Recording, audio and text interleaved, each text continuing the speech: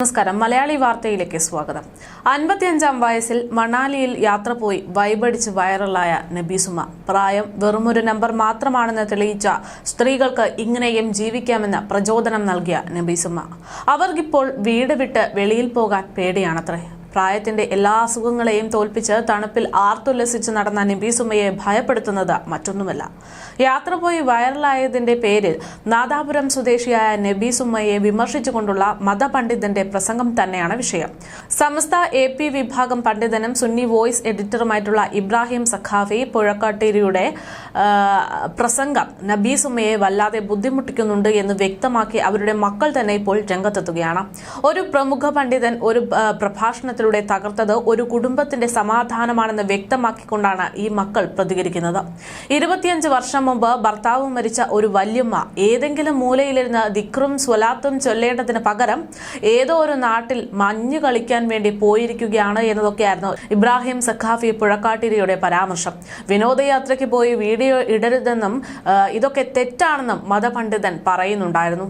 എന്നാൽ മതപണ്ഡിതന്റെ വായടപ്പിക്കുന്ന തരത്തിൽ തന്നെയാണ് ഇപ്പോൾ മക്കൾ ചുട്ട മറുപടിയുമായി രംഗത്തെത്തുന്നത്. വിധവയായിട്ടുള്ള ഒരു സ്ത്രീക്ക് ലോകം കാണാൻ വിലക്കുണ്ടോ എന്ന ശക്തമായിട്ടുള്ള ചോദ്യം തന്നെയാണ് ഇബ്രാഹിം സഖാഫിയുടെ വിമർശനത്തിന് മറുപടിയായി മക്കൾ നൽകുന്നത്.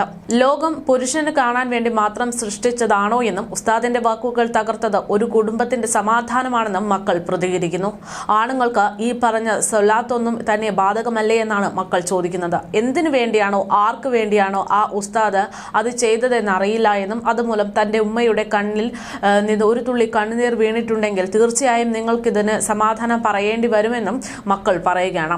ആയുസിന്റെ പകുതിയോളം കഷ്ടപ്പാടും ദുരിതവും അനുഭവിച്ച തന്റെ ഉമ്മ ഒരു യാത്ര പോയതാണോ നിങ്ങൾ കണ്ട കൊടും പാപമെന്നും മക്കൾ ചോദ്യം ഉന്നയിക്കുകയാണ്.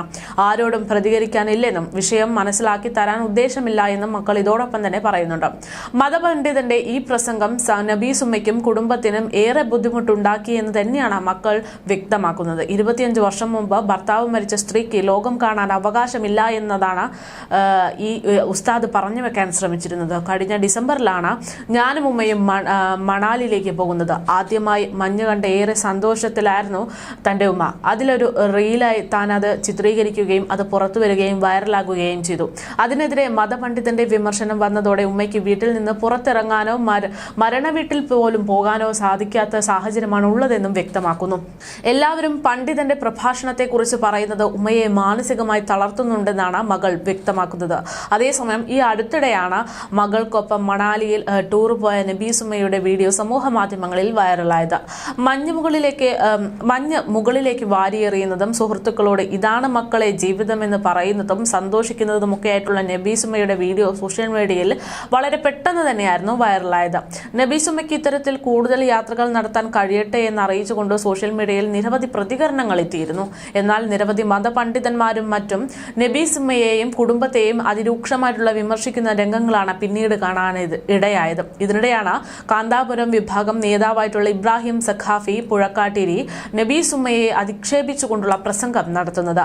മഞ്ഞിൽ കളിച്ചുകൊണ്ട് 25 വർഷം മുമ്പ് ഭർത്താവ് മരിച്ച ആ സ്ത്രീ ഫാത്തിമ നബീസ എന്നൊക്കെ വിളിച്ചു പറയുന്നു. ഇതാണോ ജീവിതം എന്നൊക്കെ പറയുന്നു.